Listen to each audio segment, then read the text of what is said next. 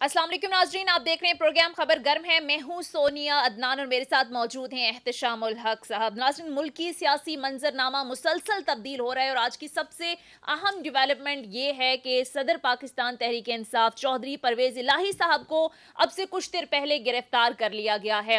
हमने देखा कि मुतादिद बार कोशिश की गई उनकी गिरफ्तारी की, लेकिन वो गिरफ्तार नहीं हो पाए। एंटी करप्शन के मुख्तलिफ मुकदमात उन पर दर्ज थे।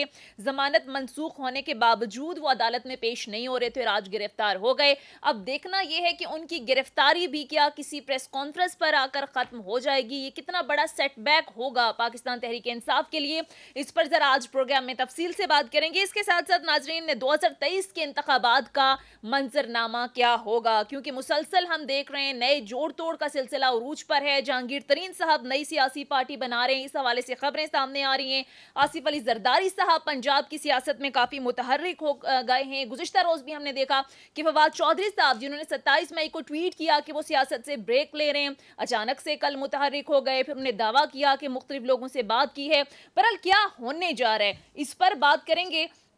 इसके साथ साथ गवर्नमेंट भी आवाम को रिलीफ देने में किसी हद तक हम देख रहे हैं कि कोशां है। आज बड़े टाइम के बाद ओपन मार्केट में डॉलर की कीमत में आज हमने रिकॉर्ड कमी देखी। पेट्रोल भी गुज़िश्ता रोज़ 8 रुपए कम, डीजल 5 रुपए पर लीटर सस्ता हो गया। इसके साथ साथ आज LPG की कीमत में भी रिकॉर्ड कमी देखी गई।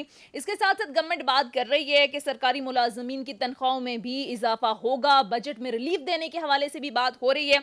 लेकिन इस सब में ये कहा जा रहा है कि IMF का प्रोग्राम जो 30 जून को मुकम्मल होना था वो मुकम्मल हुए बगैर खत्म हो गया है। तो IMF के प्रोग्राम के खत्म होने के बाद हुकूमत के पास प्लान बी क्या होगा, इस पर भी बात करेंगे। और क्या गवर्नमेंट वाकई बजट में अवाम को अब रिलीफ दे पाएगी, सारी सूरत हाल पर तफसील से बात करेंगे। बात करने के लिए प्रोग्राम में हमें है सीनियर सहाफ़ी तजियाकार नसीम सिद्दीकी साहब ने और इम्तियाज गुल साहब सीनियर एनालिस्ट भी प्रोग्राम में हमें ज्वाइन करेंगे। बहुत शुक्रिया आप दोनों मेहमानों का। एहतशाम साहब, आगाज आपसे। सर, आज सदर पाकिस्तान तहरीक इंसाफ साबिक वजीर आला चौधरी परवेज इलाही साहब को भी गिरफ्तार कर लिया गया है। कैसे देखते हैं सर उनकी गिरफ्तारी को? आपको लगता है कि उनकी गिरफ्तारी भी किसी प्रेस कॉन्फ्रेंस पर आकर खत्म हो जाएगी या वो डटे रहेंगे? जिस तरह से मोहन इलाही साहब ने भी गुज़िश्ता दिनों ट्वीट किया था, आज भी उन्होंने कहा है कि जो मर्जी कर लें, हम पाकिस्तान तहरीक इंसाफ के साथ ही रहेंगे। सुनिए, मुझे इतना ज़ाती तौर पे पता है, इल्म है, और ख़बर की बुनियाद पे मैं कह सकता हूँ कि जब इनको गिरफ़्तार करने का जब से अमल शुरू हुआ, जिस तरह के करप्शन के इल्ज़ामात हैं, और वैसे भी PTI में जाने के बाद तो ज़ाहिर है जो भी जाएगा, और ख़ास तौर पे 9 मई के बाद तो सूरत हाल उसके लिए मुश्किलात ही पैदा होंगी। अब दो चीज़ें हैं, एक तो करप्शन के चार्जेज़ हैं। करप्शन जितने भी केसेस उनके ख़िलाफ़ हैं वो एंटी करप्शन वाले करें, नैब वाले करें, फेडरल गवर्नमेंट से हो, पंजाब गवर्नमेंट से हो, वो तो भुगतना पड़ेंगे उनको, जिस तरह सबको भुगतने पड़ते हैं। माजी में भी, आज भी हम देख रहे हैं लोग भुगत रहे हैं। एक लिहाज से बड़ी सिंबॉलिक भी है इनकी गिरफ्तारी। सोनिया, मुझे नहीं याद पड़ता कि कभी परवेज़ इलाही गिरफ्तार हुए। हमेशा एस्टैब्लिशमेंट के साथ रह के उन्होंने पॉलिटिक्स की है। तो आज ये एक मैसेज भी मुझे लगता है ये भी दे दिया गया कि आप भले एस्टैब्लिशमेंट के साथ भी आंख मचोली खेलते रहें, कभी उधर जाएँ कभी उधर जाएँ, कभी ना कभी आप पे भी हाथ पड़ सकता है। और वैसे भी आप देख लें, बड़े भाई जो हैं या छोटे भाई कहते हैं, 6 महीने छोटे हैं, कज़न है आपस में, चौधरी शुजा साहब, वो जिस अंदाज से एक तरफ हो गए हैं, PDM के साथ खड़े हैं। इन्होंने बिल्कुल फैसला किया, इन्होंने और साहबजादे मुनीस इलाही ने PTI के साथ खड़ा होना है। और पिछले चंद दिनों में आपने देखा 100 से ज़्यादा गिरफ्तारियां जो इस तरह हुई हैं। और बाय द वे लोग ये भी कह रहे हैं कि ये किस तरह के लोग हैं कि इतनी पॉपुलर पार्टी और 10 दिन अभी लोग जो है ना वो जेल में नहीं रह सके। चलें, वो तो अपनी जगह है, इनके लिए अब क्या होगा। मुझे लगता है कि ये इस लिहाज से भी एक बड़ा एक परेशान कुन लम्हा है कि अभी हम देख रहे थे कि 2-3 लोग रह गए जिनमें ये थे। अभी हम देख रहे हैं पार्टी छोड़ने वालों में जो 2 बंदे रह गए हैं वो हैं असद उमर हैं और शाह मोहम्मद कुरैशी, जिनको कल मुलाकात भी की जाके उन्होंने, फवाद चौधरी ने उनको दावत दी कि एक अपना धड़ा बनाते हैं। तो उसके बाद ये थे जो कहा जा रहा था, इनके बयानात भी थे बाप बेटे के, जी हम साथ खड़े रहेंगे। अब देखने वाला जो आप सवाल पूछते हैं कि जी अमल देखने वाला है कि जी अब इसके बाद वो क्या करेंगे, पार्टी छोड़ेंगे, को और धड़े में जाएंगे। कुछ लोगों का ख्याल है कि जी भाई के साथ दोबारा मिल जाएंगे, गलती का एहसास होगा। लेकिन बहरहाल अब मेरा ख्याल है जिस तरीके से PTI 9 मई जो 9/11 बन चुका है उनके लिए, 9 जमान पार्क, घर का नंबर भी वही है।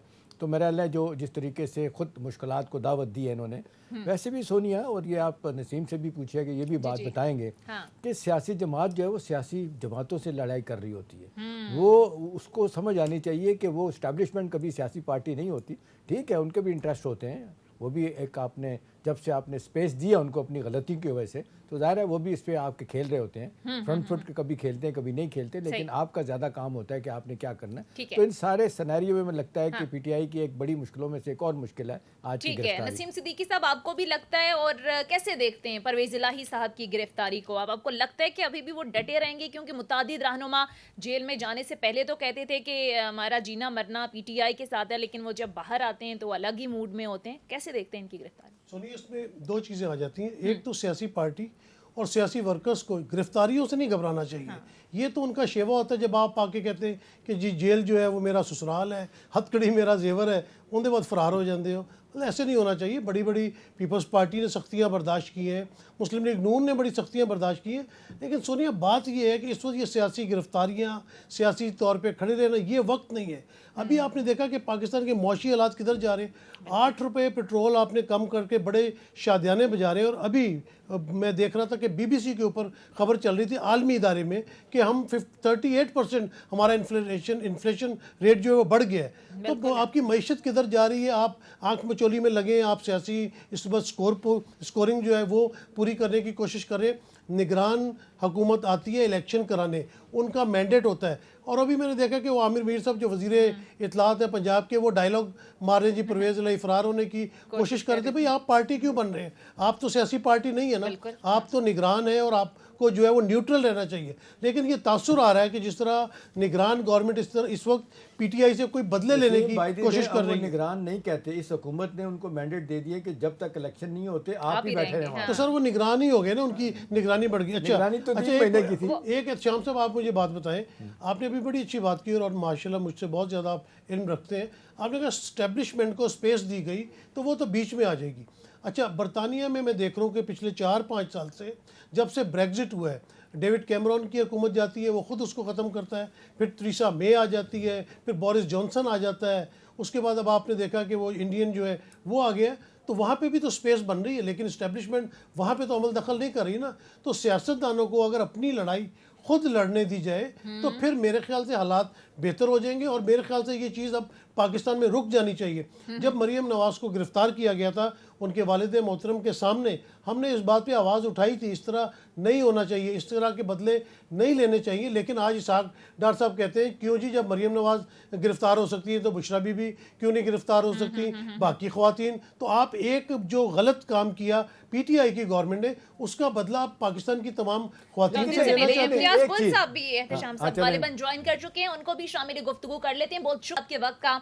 इम्तियाज़ गुल साहब, बड़े दिनों से ये आंख मचोली चल रही थी गिरफ्तारी की परवेज इलाही साहब की, बिलाखिर आज गिरफ्तार हो गए। कैसे देखते हैं आप उनकी गिरफ्तारी को?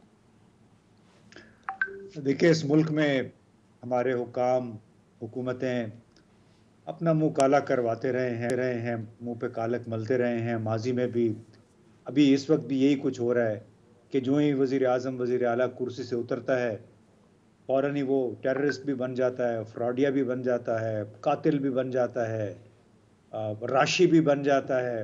तो हर किस्म का जुर्म जो है उसने किया होता है। तो उसमें बस अल्लाह ही, हम सिर्फ दुआ ही कर सकते हैं, दुआ के अलावा कुछ नहीं। कि ये हमारे हुकाम सियासी इंतकाम की आग में किस तरह ये लोग अपने इंतकाम की आग तो ठंडी कर लेते हैं, लेकिन असल नुकसान मुल्क का होता है, मुल्क के इमेज का और मुल्क में रूल ऑफ लॉ का होता है, कानून की अमलदारी, कानून का एहतराम का होता है। तो इससे ज़्यादा तो मैं तबसरा नहीं कर सकता। 70-75 साल के बंदे को जिस तरह इमरान खान को घसीट के ले गए थे गिरफ्तारी के वक्त 9 मई को, आज परवेज़ इलाही के साथ भी यही था। भाई कोई भागा जा रहा है, बुजुर्ग आदमी है, उसको आप आराम से, कोई इज्जत तो तकरीम होती है साबिक वज़ीर आला की, स्पीकर असेंबली रहे हुए हैं वो, लेकिन उसके साथ इम्तियाज़ माज़रत के साथ देखें, आप जो कह रहे हैं बिल्कुल सही कह रहे हैं, सियासी इंतकाम की आग बुझनी चाहिए, लेकिन पीटीआई ने क्या कम किया था? मुझे बताएं कितने लोगों को गिरफ्तार किया, कितने कितने अरसे वो रहे अंदर, उन्होंने जेलें भी काटी। ये तो 10 दिन नहीं टिक के बैठ सके जेल के अंदर, इनको गर्मी लगी तो बाहर निकल आए। मैं कतई तौर पे नहीं कहता कि सियासी इंतकाम होना चाहिए, लेकिन but goes around comes around. अब लोग अभी भी यही कहते थे और इसी डर की वजह से लोगों ने जल्दी में इमरान की हुकूमत हटाई कि ये तो 2027 से भी बैठा रहेगा ऊपर और आपके लिए मुश्किलात पैदा होंगी। देखें, काश इमरान खान साहब एक दिन भी अपनी तवज्जो, जिसको कहते हैं आइन और कानून के मुताबिक रूल ऑफ लॉ जिसकी हमेशा उन्होंने बात की, 50% 60% उनकी तकरीर में रूल ऑफ लॉ की बात होती थी, वो उन्होंने नहीं किया। वो थ्रू आउट यही करते रहे कि मेरे ओपोनेंट्स उनको कैसे फिक्स किया जाए। यही बात जनरल बाजवा को कहते थे कि जी आप कोई तरीका करें, सारी कैबिनेट इनकी जो है ना, मैं जो थे इसमें मैं पार्टी के लोग इनमें अंदर करूँगा, PMLN के बाकी लोगों को। तो ये इंतकाम की आग उनमें भी बढ़ रही थी और आज भी बढ़ रही होगी। अब सवाल इससे है कि यहाँ से आगे जाने का कोई तरीका है? आप तो जस्टिफाई कर रहे हैं। मैं जस्टिफाई नहीं कर रहा, मैं कह रहा हूँ कि काश इन्होंने ना किया होता। देखिए इतना बड़ा इम्तियाज किसी का दिल नहीं होता। अगर मैं लाख इख्तलाफ करूँ अपना राना सनाउल्लाह से, आपने पौने 2 साल उस बंदे को अंदर रखा, उसके बाद कुछ नहीं मिला और आपने 20 किलो हेरोइन इस पे लगाई, क्यों लगाई आपने? तो देखें ये भी तो चीजें में तारीख का हिस्सा बनती है ना। राना सनाउल्लाह कह रहे हैं, जो आबिद शेर अली कह रहे हैं, जो अता तारा रोजाना 10-10 प्रेस कॉन्फ्रेंस होती है, आपने तो वही शुरू कर दिया। हाँ, मतलब एक गलती हुई थी माजी में, और जो आपको भी पता है कि किस हद तक इमरान खान का उसमें हाथ था। अब आप कह रहे हैं कि आज चूंकि इनके साथ हो रहा है लिहाजा वो ठीक है। मैं ठीक नहीं कह रहा, मैं ठीक नहीं कह रहा इम्तियाज, प्लीज इस साइकिल से मार्क माय वर्ड, मैं इंडोर्स कर रहा। मैंने कहा काश ये ना किया होता उन्होंने, काश ना किया होता। आज पुराने वो दुरुस्त है। काश मैं कह रहा हूँ उस वक्त नवाज शरीफ साहब कहते थे कि इतना करो जितना कल बर्दाश्त कर सको। तो ये पॉलिटिकल विक्टिमाइजेशन हर दौर में आ रही है, ये बात करें गालिबन। तो आप ये तो नहीं है कि वो इंतकाम का साइकिल तो आपने नहीं चलाना ना। अगर आप चाहते हैं कि हाँ आप बड़े पाकबाज हैं, बड़े अच्छे हैं, बड़े उसूल पसंद हैं, तो आप तो ये काम ना करें। ये तो कोई उसूल पसंद नहीं है, कोई पाकबाज नहीं है, सारे इमाम में नंगे हैं। मैं आपके मुंह से ये बात कहलवाना चाह रहा हूं। जी, मैं कतई तौर पे ये नहीं कह रहा कि जनाब किसी को आप वो क्लीन बिल की चिट दे सकते हैं, ऐसा कोई भी नहीं है। सवाल ये है कि जब आप अपने ज़माने में, अपने वक्त में जब आप यही करते रहें, तो उसके बाद तो फिर ये होना था। अब 3.5 साल में तो आप देख लेना जो हुक्मरानी उनका रहा। एक इलेक्शन जीते हैं आखिरी, जितने वगैरह मेरा ख्याल है 33-34 इलेक्शन हुए थे मेरा ख्याल है, बाई इलेक्शन PTI के ज़माने में। वो सिर्फ एक डस्का का सियालकोट का इलेक्शन जीते थे, ठीक है। बाद में 20 में से 15 इलेक्शन जीते हैं PTI के दौर, PDM के दौर में। सवाल नहीं है, सवाल ये है कि सीधी सी बात है इम्तियाज़, इस सारे क्राइसिस का जिम्मेदार कौन है? नुकसान किसको हुआ? ये सियासी अमल रुका, किसको नुकसान हुआ? आज इलेक्शन किससे दूर हुए? यही साहब थे ना, बैठ के बात करते, बात उस वक्त कहते थे मैंने किसी से मुंह नहीं लगाना, बात नहीं करनी। आलम यह है कि एस्टैब्लिशमेंट में नहीं बात कर रही है, हुकूमत में नहीं बात कर रही। हाँ। उनको लार्जर देन लाइफ खुद बनाया उन्होंने। जी बिल्कुल। तो अब नसीम सिद्दीकी साहब, आपको लगता है इमरान खान साहब की अपनी बहुत सारी गलतियां हैं, बैक टू बैक चलते 2 सूबों से अपनी हुकूमत गिराई, कौमी असम्बली से रेजिग्नेशन, फिर 9 मई के वाकयात, इन्होंने अपने पांव पे खुद कुल्हाड़ा मारा है कि आज इस नहज पर आ गए कि बात करने के लिए तरले किए जा रहे हैं। सोनिया, मैं तो ज़रा मुख्तलिफ पैराए में सोचता हूँ। मैंने तो लाजमी बात है, इस फील्ड के अंदर सहाफ़त में सियासत होते भी 30-35 साल हो गए। तमाम मामलात को हम देख रहे हैं। उसमें सियासतदानों को सीखना चाहिए, क्योंकि सियासतदान ज़्यादा गलतियां खुद से करते हैं। अब आप देखें, चले हम बहुत पीछे की नहीं जाते, मैं 90s की बात करता हूँ। जब 90s में कभी पीपल्स पार्टी की गवर्नमेंट आ रही है, उनको अपने सदर गिरा रहे हैं, उसके बाद नवाज शरीफ की आ रही है, उनको अपने सदर गिरा रहे हैं। आपने उससे कुछ नहीं सीखा। जब 99 में आपकी हुकूमत चली गई, मुल्क में मार्शल लॉ चला गया, और मोहतरमा तो खैर सेल्फ एग्जाइल में चली गई थी, और नवाज शरीफ साहब को जिला वतन कर दिया गया था, ये मुआहदे के तहत वो चले गए थे। फिर आपको कुछ समझ आई, फिर आप लंदन में बैठे, वहाँ पे आपने मिसाके जमहूरियत भी किया, फिर ऑल पार्टीज़ कॉन्फ्रेंस भी की, फिर चलो अल्लाह अल्लाह करके 2008 में फिर जमहूरी गवर्नमेंट आई। लेकिन क्या हुआ, जब पीपल्स पार्टी की गवर्नमेंट आई और उस वक्त की चीफ जस्टिस का मामला हुआ और मरी में एक मुआहदा हुआ, तो उस मुआहदे से आसिफ अली जरदारी फिर गए। उन्होंने कहा कोई भी मुआहदा जो है वो आसमानी ज़ईफ़ा नहीं होता, और अपनी बातों से पीछे हट गए। इसका मतलब उन्होंने कोई सबक नहीं सीखा। जब यूसुफ रज़ा गिलानी वाला मामला आया, मेमो गेट का मामला आया, तो नवाज शरीफ साहब काला कोट पहन के सुप्रीम कोर्ट में चले गए।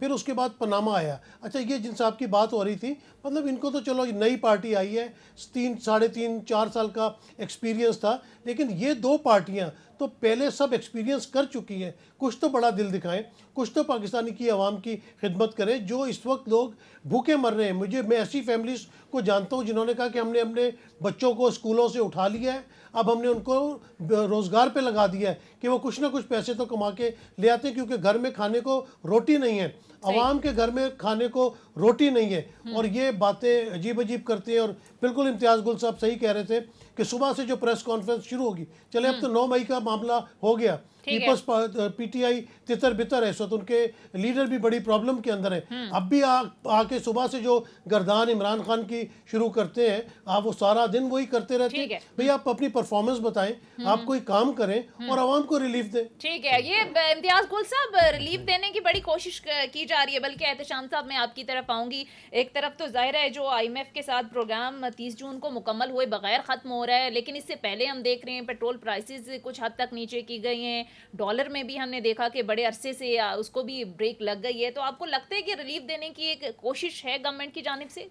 सोनिया, 13 माह हो चुके हैं इस हुकूमत को। उस हवाले से तो मैं नहीं समझता कि दो राय कोई हो सके। जो काम इस गवर्नमेंट को करना चाहिए था, इन्होंने ढिले के मुताबिक भी काम नहीं किया। देखिए, जिस तरीके से नसीम बात कर रहे हैं, इम्तियाज़ बात कर रहे हैं, 40% से ज़्यादा लोग बिलो दी पॉवर्टी लाइन ले रहे हैं। ज़्यादा लोगों को अब डर ये होना शुरू हो गया कि मिडिल क्लास भी वाइप आउट हो रही है तेज़ी के साथ। देखिए, अब जो इन्हें काम करना चाहिए था नहीं कर रहा। बल्कि मैं तो आज किसी को कह रहा था कि 13 महीने के बाद भी ये लोग कह रहे हैं कि जी इमरान खान साहब ने ये किया। तो मैं कहता हूँ 100 साल के बाद भी अगर इनको कहा जाएगा तो यही कहेंगे कि जी इमरान खान करके चले गए थे। सवाल तो ये ना कि ड्राइविंग सीट पे आप आ गए, उनको कुछ करके दिखाना चाहिए था। IMF के साथ मादा नहीं हुआ, इमरान खान ख़राब करके चला गया। आपको ठीक करना चाहिए था, नहीं किया। आपको चीज़ें ठीक करनी चाहिए थी, आपको इकोनॉमी ठीक करनी चाहिए थी। अभी यही देख लें, डॉलर का रोना देख लें कहाँ से कहाँ चला गया, कितनी मुश्किलात में हम फंस गए। सारी दुनिया में कह रही है कि जी पाकिस्तान बिल्कुल टेक्निकल डिफ़ॉल्ट हो चुका है और ये सॉवरन डिफ़ॉल्ट किसी वक्त भी हो सकता है। ये बातें लोग कर रहे हैं। अभी मुश्किल से हमारे पास बकौल इसहाक डार के $3.5 बिलियन हमारे पास हैं। जून तक अपने मामलात हम चला सकते हैं, लेकिन उसके बाद क्या होगा? $25 बिलियन अगले माह के लिए, अगले साल के लिए चाहिए। देखिए नसीम और इम्तियाज़ साहब, मैं कतई तौर पे ये सुनने के लिए बिल्कुल तैयार हूँ कि जो इन्होंने किया, शायद हम रोज़ाना ये कहते हैं कि जो फोकस इनको करना चाहिए था, दर्जन प्रेस कॉन्फ्रेंसेस होती थी, काश उसके साथ कोई डिलीवरी भी होती, कोई कारकर्दगी भी दिखा लेते ना, तो लोग कहते चलो ठीक है जी, अपने ओपोनेंट्स को फिक्स कर रहे हैं, लेकिन काम तो कर रहे हैं ना। अर्दोगान की मिसाल दी जाती है। इंतकाम में शाम साहब ये ज़्यादा अंधे नज़र आ रहे हैं। इम्तियाज़ गुल साहब दुरुस्त फरमा रहे थे कि ये बिल्कुल इनका फोकस सिर्फ इंतकाम के ऊपर है, लोगों की चादर चार दीवारी, लोगों को गिरफ्तार करना। और अभी आपने जो डॉलर की बात की, बड़ी अच्छी बात की, लेकिन वही बात है कि टीवी के ऊपर आके, मीडिया पे आके बड़ा शोर मचाया जा रहा है जी डॉलर 25 रुपए नीचे हो गया, डॉलर मार्केट में अवेलेबल नहीं है, डॉलर अभी भी मार्केट में 300 से ऊपर मिल रहा है। तो ये सिर्फ फिगर्स की फजिंग करना जो है ना, इसको छोड़ दें और सोचें कि एक ही काम नसीम कर लेते हैं कि ये इस हुकूमत के होते हुए स्टेट बैंक की इम्तियाज़ रिपोर्ट है कि 5 बड़े बैंकों ने 60 अरब रुपया कमाया। ये एलसीज पे, हर एलसीज के मार्जिन में 20 रुपये ज़्यादा बढ़ा के। आज भी कहा जा रहा है कि डॉलर जो 10 रुपये कम हुआ है, असल में 27 रुपये कम हुआ है, इसलिए कि ये डॉलर ख़रीदते थे किसी और कीमत पे बैंक और बेचते थे किसी और कीमत पे, जिसमें 12 से 15 रुपये का फ़र्क आता था। देखिए, यही चीज़ें नसीम सारी दुनिया कह रही है कि आप अपने घर को तो ठीक करते ना। अब इलेक्शन में जाने के लिए एक ये भी वजह है कि इलेक्शन में क्यों नहीं जा रहे कि कारकर्दगी नहीं है। अब रोजाना की बुनियाद पे कि जी लोगों को रिलीफ दें, रिलीफ तो दे नहीं सकते, सारी पोजीशन यही हो चुकी है उनकी। तो ठीक है, ठीक है इम्तियाज गुल साहब, ओवरऑल अगर मुल्की सियासत की बात करें तो ये चल क्या रहा है? फवाद चौधरी साहब गुज़िश्ता रोज, पहले भी उनका एक ट्वीट है, वो कह रहे हैं मैं सियासत से ब्रेक ले रहा हूँ, फिर अचानक से एक्टिव हो गए, लोगों से मुलाकातें हुई, जिन जिन से मुलाकातें हुई फिर उन्हें वजाहत दी, किसी ने इनकार कर दिया। आपको क्या लगता है सर, ये किस किस्म की एफर्ट थी और आपको लगता है ये बैकफायर कर गई है एफर्ट? देखिए, मैं तो बड़ी दुआ कर रहा था कि फवाद चौधरी साहब जिस काम के लिए मशहूर हैं वो ना हो, लेकिन कल जो कुछ हुआ डियाला जेल के बाहर, वो लग यही रहा था कि फिर वही कुछ हो गया। वो कहते हैं ना कि he prove true to his reputation, कि उनको कहा गया, किसी ने कहा, किसी ने इशारा दिया और इस तरह उन्होंने एक प्रेस कॉन्फ्रेंस कर डाली। तकरीबन तमाम उनके दोस्त अहबाब ने जो उन्होंने नाम लिए, उन्होंने इनकार किया कि हमारा उनके साथ कोई राब्ता नहीं है। अब मेरी शुरू में तासुर ये था कि बड़ा अच्छा होगा अगर ये सारे लोग वापस आते हैं पीटीआई की सूरत में, लेकिन अब अंदाज़ा जो हुआ बाद में मुख्तलिफ लोगों के साथ बातचीत करके कि वो असल में चाल कुछ और थी, और इसीलिए मेरा ख्याल है वो फिर आज इस्लामाबाद से दोबारा लाहौर चले गए हैं कोई ज़रूरी मुलाकातों के लिए। और उसमें अब मुझे तो यही लग रहा है कि जो टुकड़े टुकड़े करने की एक कोशिश थी पीटीआई को, इमरान खान को बिल्कुल बंद गली में धकेलना, वो तकरीबन पूरा हो चुका है। अब चूंकि जो हम बार बार बात करें कि एक इंतकाम या एक शख्स को फिक्स करना है, उसकी खातिर हर किस्म का हरबा तो हमने देख लिया है। प्रेस कॉन्फ्रेंसें अब ज़रा कम हो गई हैं, लेकिन वो सिलसिला मेरा ख्याल है अभी लेकिन आप ये बात जो कर रहे हैं ना मैं फवाद चौधरी की जो कल इम्तियाज मुलाकात हुई है ना जेल में, पिंडी जेल में शाह महमूद कुरैशी से, वहाँ से जो इत्तलात आई है कि कोई थोड़ी सी उन्हें कामयाबी ज़रूर हुई है अच्छा कि भाईजान असद उमर भी नहीं गए छोड़ के, मैं तो अलहदा हो गया हूँ, शाह महमूद कुरैशी भी नहीं गए, इसी तरह से कुछ और लोग भी हैं जो खड़े हुए हैं, तो बेहतर ये है कि अपना धड़ा बना लिया जाए। हाँ, लफ्ज़ बिल्कुल। यूज़ किया गया, हाँ, धड़ा बना लें। हाँ। कामयाबी होती है नहीं होती, और दूसरी तरफ उनको बताया जा रहा है कि जी भाई ठीक है, अगर इस तरह ही लड़ाई लड़ेंगे तो फिर अल्टीमेटली आप ही लूजर होंगे। ठीक है, बहरहाल इस पर आगे चलकर तफसील से बात करें। तो सिर्फ ब्रेक के लिए कहा जा रहा है नाज़रीन, ब्रेक लेते हैं, ब्रेक के बाद वापस आएंगे। Stay with us. ब्रेक के बाद खुश आमदीद। एहतशाम साहब, क्या होने जा रहे हैं सियासत में? हम देख रहे हैं कि नए नए अलायंस बनते जा रहे हैं। एक तरफ जहांगीर तरीन साहब खासे मुतहर्रिक हैं, फिर पीपल्स पार्टी वाले अलग, जरदारी साहब लाहौर में डेरे जमाए बैठे हैं, दीगर जमातें पीटीआई से जो अलग होने वाला धड़ा है वो अपने तौर जो है वो मुतहर्रिक है। तो क्या होने जा रहा है? देखिए सोनिया, इस पिछले 2-3 दिन की बड़ी डेवलपमेंट में से एक बड़ी डेवलपमेंट ये हुई है, जो मेरा ख्याल है वही एक बड़ी डेवलपमेंट है, वो है कि जिस अंदाज से जनूबी पंजाब से नसीम पीपल्स पार्टी में लोग शामिल हुए हैं, 100 के करीब छोटे बड़े, और उसमें MNAs MPAs भी हैं। हाँ। ठीक है, जनूबी पंजाब में पीपल्स पार्टी का क्लाउट है, वहाँ पर उनका वोट बैंक भी है, सेंट्रल पंजाब में नहीं है, जो आपका लाहौर से लेकर अटक तक यहाँ अभी हम देख रहे हैं 2-3 सीटें MPA की मिली हैं, जी हाँ, उन्हीं की है। अब सवाल ये कि ये कामयाबी तो हुई उनको, अब देखना ये है कि चलें ये, अब जिस तरह कहा जा रहा है कि जी एक तरफ बहुत सारे लोग कह रहे हैं कि जी दोबारा से PMLQ को उसी तरह ही तकड़ा किया जा रहा है जिस तरह मुशर्रफ के ज़माने में किया गया था, उनमें कितने लोग जाते हैं, और दूसरी तरफ नून वाले क्लेम कर रहे हैं, बाय द वे PMLN वाले, वो ये कहते हैं कि जी हमारे पास बहुत सारे लोग आ रहे हैं PTI के, लेकिन हम एक हद तक उनको ले सकते हैं, बाकियों को नहीं लेंगे। अब सवाल ये है कि जी इसके बाद क्या होगा? देखिए, माजरत के साथ PTI ने जो कुल्हाड़े चलाए हैं अपने आप पे, अपना जो नुकसान किया है, अब ज़ाहिर है तारीख भी इसको देखेगी। इतनी जल्दी से मेरा ख्याल है किसी की पॉपुलैरिटी कम नहीं होती जिस तरीके से इनकी हुई, या कम से कम लोग छोड़ के ही चले गए हैं और बर्दाश्त भी नहीं कर सके। एक दूसरी बात यह है कि पीपल्स पार्टी सेंट्रल पंजाब में रिवाइव होगी, ज़ाहिर है उसको फ़ायदा होगा। अब आ गया जहांगीर तरीन और इनका अपना अलीम खान का। सोनिया, आपको याद होगा कि ये 2 बंदे थे जिन्होंने धड़ाधड़ पैसा भी लगाया था, और एक स्टेज आ गई थी कि दोनों बंदे PTI में जो है ना वो इलेक्टेबल लेके आते थे, पैसा खर्च करते थे, और मुझे अच्छी तरह याद है नसीम के इस हवाले से बड़े रिजर्वेशन होती थी असद उमर की, अलवी साहब की भी, वजीउद्दीन साहब जो जस्टिस हैं उनकी होती थी। बहुत सारे लोग कहते थे आपके करीब आ गए आपको मरवाएं, लेकिन बहरहाल इमरान खान साहब उन्हीं की बात सुना करते थे। उनके पास क्या जादू है, पैसा भी है, वसाइल भी हैं, साथ साथ कहा जाता है कि लोग उनके बड़े करीब भी हैं। जिस तरीके से आपने देखा जब PTI गवर्नमेंट में थी तो 30 से ज़्यादा लोगों का उन्होंने MNAs MPAs का एक ग्रुप बना लिया था, जिसको ज्वाइन किया राजा रियाज ने भी, बाद में राजा रियाज लीडर ऑफ द ओपोजिशन बन के जाके।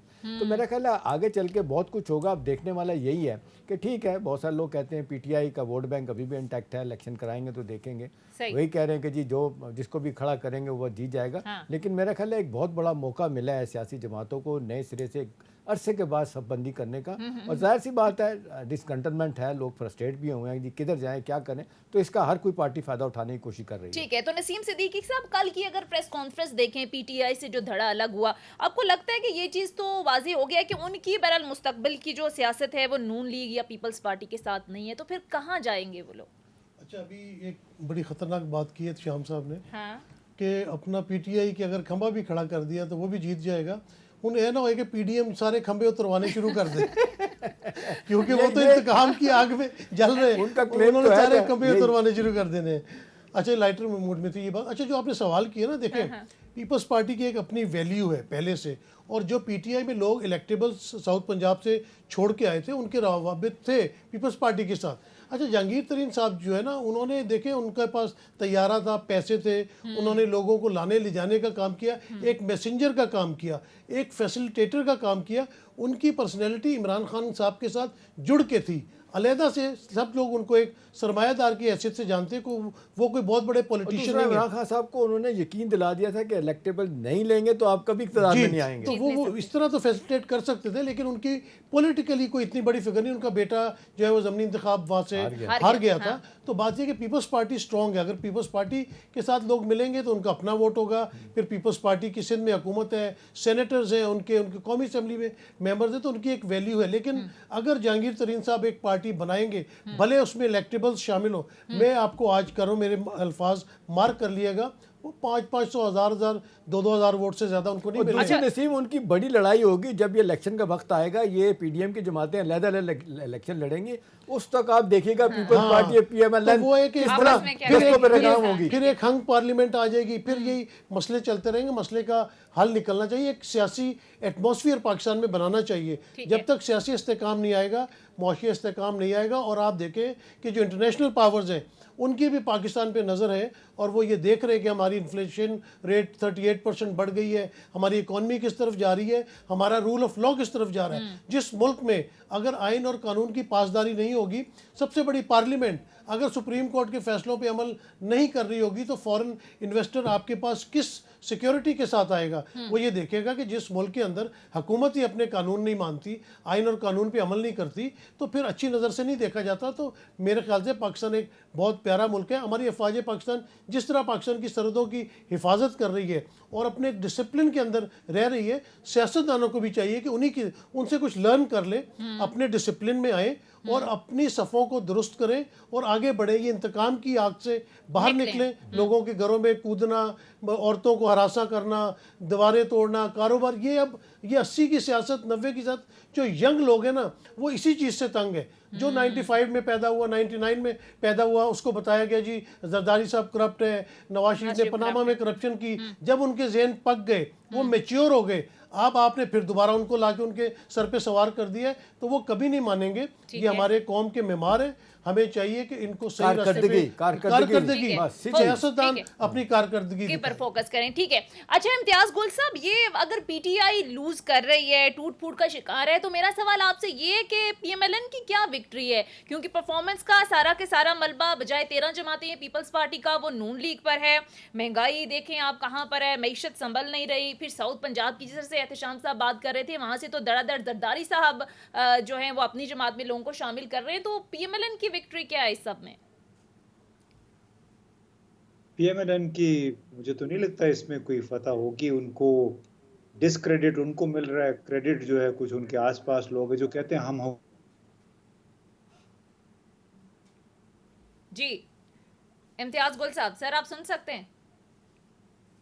ठीक है, मैं जरा दोबारा जाऊंगी। जी एहतशाम साहब, यही सवाल मैं अगर आपसे करूं तो क्या विक्ट्री है इसमें अगर पीटीआई लूज भी कर रही है? देखिए बात यह है कि कारकर्दगी की बुनियाद पे जिस तरह सब लोग कहते हैं इलेक्शन, और ख़ास तौर पे सुनिए जब आखिरी साल होता है वो फीता कटिंग का साल होता है, आप बहुत सारे प्रोजेक्ट लगा के जाते हैं, फिर इन्होंने कौन सा प्रोजेक्ट लगाया, यही पुरानी बातें, सी पैक कर लिया, हम ये कर लिया, रिवाइव कर देंगे, ये कर देंगे, हर चीज़ जो है ना होगा, कर दिया जाएगा, वो मुस्तकबिल का मुहावरा है, जो वो हाल कुछ नहीं कि हमने क्या किया। मेरा ख्याल है ये जो सबसे ज़्यादा डिलेमा इनके लिए ये होगा ना कि ये अब लेगेसी क्या छोड़ के जाएंगे इलेक्शन जीतने के लिए। देखें एक तो बैरोमीटर बड़ा सोनिया यही है कि आम आदमी का कंसर्न क्या है। जिस तरह हम सब लोग कहते हैं उसे नहीं पता आम आदमी को नसीम कि IMF क्या कहता है, वर्ल्ड बैंक क्या कहता है, दुनिया क्या कह रही है। वो तो देखता है कि जी आटा कहाँ चला गया है, दूध किधर चला गया है, किराए मकान के कहाँ चले गए, पेट्रोल कहाँ चला गया। उस हवाले से बहुत बड़ा फेलियर इस पार्टी का हुआ। ठीक है, ज्वाइन कर चुके हैं इम्तियाज गुल साहब गालिबन। जी इम्तियाज गुल साहब, अपनी बात मुकम्मल कीजिए सर।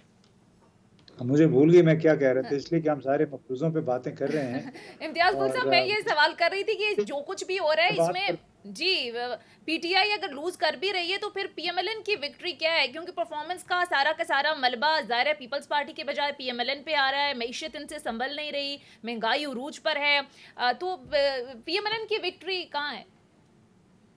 देखिए सारा डिसक्रेडिट जो है वो पीएमएलएन को जा रहा है और क्रेडिट जो है वो जहांगीर तरीन साहब उठा लेंगे, कुछ पीपल्स पार्टी उठा लेगी, और कुछ हो सकता है कि अगर फवाद चौधरी जैसे जो लोग हैं उनको अगर इजाज़त मिल गई इलेक्शन में, और अगर हम तो ये फ़र्ज़ कर रहे हैं ना कि इलेक्शन साफ शफाफ होगा, अभी तो मेरा ख्याल है वो तमाम मामला जो है वो डस्टबिन की नज़र हो गया। इलेक्शन होगा, पीटीआई के टुकड़े टुकड़े हो चुके होंगे, कुछ उनके लोग मुनहरिफ उनको कह लें या उनके ओरिजिनली कह लें, वो उनको इजाज़त मिल जाएगी। जो खंभों की बात नसीम सिद्दीकी साहब ने अच्छा किया ना, वो बात की कि अगर खंभे लगाने ही ना दें, क्योंकि जब आप रिटर्निंग ऑफिसर के पास पहुंचते हैं अपने कागजात लेके, वो आपके कागजात मुस्तरद कर दे, साथ में आपका जो बैकअप है उसके भी कागजात मुस्तरद कर दे, तो आप तो रेस से आउट हो गए। और माशाल्लाह हमारी हिस्ट्री, हमारी तारीख इतनी अच्छी है कि जिसको हमने निकालना होता है उसको रिटर्निंग अफसर की दहलीज से ही फिर हम वापस कर देते हैं। और यही काम पीटीआई के अक्सर लोगों के साथ खदशा है कि होगा, अल्लाह करे कि ना हो, अल्लाह करे कि ट्रांसपेरेंट इलेक्शन हो। लेकिन इस वक्त जो कुछ हो रहा है, जिस अंदाज में ये गिरफ्तारियां आज जो परवेज़ इलाही के साथ हुआ, उससे काफ़ी मुस्तकबिल का नक्शा मेरा ख्याल है वाज़ेह हो गया। कोई इबहम नहीं रहा है ठीक कि है। हर हाल लेकिन में एक चीज़ तो इमरान इम्तियाज़ होनी चाहिए ना, वो आप भी कह रहे थे, नसीम ने भी कहा कि माजी से और गलतियों से कोई नहीं सीखता, और लोग कहते हैं गलतियां जो है भांज नहीं होती, वो अंडे बच्चे देती रहती हैं। तो अब देखें ना, अब तो ज़रूरत तो है ना पीटीआई को अपने आप को रीसेट करने की, रिकन्स्ट्रक्ट करने की भी, जी कहाँ गलती है, उसको कैसे अनडू करना है, और फिर अगले इलेक्शन के लिए या अगला सियासी मैदान सजना है, हमने वहाँ खड़े होना है। जब आप इन बातों पे आए ही नहीं, और सुबह गाली शाम को गाली, बाकी भी अगर यही करते रहे, वो भी गलत करते रहे, आप भी ना करें जी। नहीं तो शाम मुझे ये बताएं, जो गाली वाली की आप बात कर रहे हैं, इमरान खान से पहले जितने भी ये मुस्लिम लीग वाले और पीपल्स पार्टी वाले थे, तो एक दूसरे पे दरूद शरीफ मेरा ख्याल है पढ़ के एक दूसरे का जिक्र किया करते थे। चलिए पॉइंट देकर ब्रेक लेते हैं इम्तियाज गुल साहब, इसी पॉइंट ब्रेक लेते हैं। Stay with us. ब्रेक के बाद खुशामदीद। एहतशाम साहब, सियासी अदम इस्तेहकाम का अब हल किया और दूसरा इलेक्शन होते आपको नजर आ रहे हैं? सोनिया, पहली तो बात यह है कि मैं भी इस चीज़ को समझता हूँ, नसीम भी मेरा ख्याल एग्री करेंगे, जितने स्टेक होल्डर हैं ना, इनको एक एक कदम पीछे हटाना होगा, अपने ईगो से बाहर निकलना होगा, और ये फ्रस्ट्रेशन डेस्परेशन इससे निकलना होगा। दूसरा, इस मुल्क में हल एक ही है सोनिया, कि इलेक्शन करवाए जाए, इलेक्शन से पहले डायलॉग की बात, मुकालमे की बात हो। शहबाज शरीफ साहब को कतई तौर पर नहीं कहना चाहिए मैं बात नहीं करूँगा, बातचीत करनी चाहिए, एक ये की जाए, उसके बाद फिर एक सियासी माहौल बनाया जाए, जिसके बाद फिर इलेक्शन की तरफ जा सके। अदरवाइज़ तो सोनिया फिर यही है कि लोग यही कहेंगे कि शायद ये खुद ही नहीं चाहते। हाँ, 9 मई का जो वाक़या हुआ है उसका क्रिमिनल जस्टिस सिस्टम के तहत तो होना चाहिए, सब लोग ही डिमांड कर रहे हैं। बाय द वे नसीम, एक सर्वे आज मैं देख रहा था, वो उसमें 70% से ज़्यादा लोगों ने सर्वे में कहा है कि जो लोग इन्वॉल्व हैं उनको सज़ा मिलनी चाहिए, और 10 में से 9 बंदों ने ये बात की है। अब सवाल ये है कि जी यहाँ से आगे जाया जाए, बातचीत की जाए, डायलॉग किया जाए, अपने अपनी ईगो से बाहर निकलें, एक एक कदम पीछे हटें, और मामले को समझाने की कोशिश करें। ठीक है, योर टेक सर। बिल्कुल, शाम साहब ने सही बात की कि साथ मिलजुल के बैठना पड़ेगा। सियासी जमातें अपने फैसले खुद करें, किसी का सहारा ना लें, रातों को किसी के साथ मुलाकात ना करें, और इस मुल्क के बारे में सोचें, इस मुल्क की मईशत के बारे में सोचें, इस मुल्क के नौजवान के बारे में सोचें। और उसका आसान हल यही है कि इस मुल्क के अंदर साफ़ और शफाफ इलेक्शन होने चाहिए, और होते हुए नज़र आने चाहिए। कहने से कुछ नहीं होता। इलेक्शन कमीशन जो अरबों रुपए का बजट लेता है, क्या वो ये भी कौम को नहीं दे सकता कि वो एक साफ़ और शफाफ इलेक्शन करा दे, जिससे 5 साल के लिए नई हुकूमत आए और पाकिस्तान को लेके आगे चले? तो एहतशाम साहब, आप वैसे इलेक्शन होते देख रहे हैं? देखिए, कभी कभी तो ये लगता है कि इलेक्शन हो जाएंगे। अभी अच्छा। 2-3 दिन के जो हम देख रहे हैं हुकूमत के एक्शन जो है, उससे तो लगता है कि अब ये शायद उनको लग रहा है कि रिलीफ देने की पोजीशन में है। अच्छा। अब अगर एक आध दफ़ा और ये अच्छे तरीके से पेट्रोल की कीमत, लेकिन कर अभी हम देते बात हैं, कर रहे थे हाँ, $74 एक कीमत हो गई है, ब्रंट की, और टेक्सास वालों की $69 हो गई है। तो मेरा ख्याल है अगर ये हो जाता है और कीमत नीचे आती है, तो ये इस पोजीशन में होंगे, रिलीफ दे सकें। असल बात यह है कि जो अभी आप बात कर रही थी कि 30 जून को ये प्रोग्राम ख़त्म हो जाएगा, IMF का प्रोग्राम हुए बगैर, ये फिर दोबारा जा रहे हैं। और सागदार साहब भी और स्टेट मिनिस्टर भी आयशा गौस पाशा भी ये मान रही हैं कि सितंबर में नया उनके साथ एग्रीमेंट साइन करेंगे, और सख्त तरीन उसमें शराइत होंगी। सोनिया, उससे पहले इलेक्शन हो जाए। $25 बिलियन जो है ना, वो अगले साल चाहिए। कैसे आएंगे? ये सब कुछ अरेंज करने के लिए ज़रूरी है कि मुल्क में अफरा तफरी का निज़ाम ख़त्म किया जाए। जो बाहर से दुनिया चली गई है, लेके चले गए पैसा, उनको वापस लाया जाए, इन्वेस्टर्स को कायल किया जाए। पहले शुरू करें लोकल लोगों से, लोकल इन्वेस्टर से। अभी जिस तरीके से लोगों ने शिकायतें की हैं, अभी आर्मी चीफ से भी लोग मिले हैं, उन्होंने बड़ी अच्छी बातें की कि ठीक है, आपके जेन्युइन कंसर्न दूर किए जाएंगे, लॉ एंड ऑर्डर सिक्योरिटी ठीक की जाए। इसके लिए सबसे ज्यादा जरूरत है सियासी जमातों की, वो बैठे, क्योंकि माहौल उन्होंने बना इलेक्शन आप कह रहे हैं कि इस वक्त मुल्क की सबसे बड़ी जरूरत है। बहरहाल वक्त खत्म हो गया। बहुत बहुत शुक्रिया सीनियर आलिम सिद्दीकी साहब, सीनियर एनालिस्ट इम्तियाज गुल साहब प्रोग्राम में हमारे साथ मौजूद थे। नाज़रीन, ये था हमारा आज का प्रोग्राम। फीडबैक जरूर दीजिएगा। अगले प्रोग्राम तक इजाजत दीजिए। खुदा हाफिज।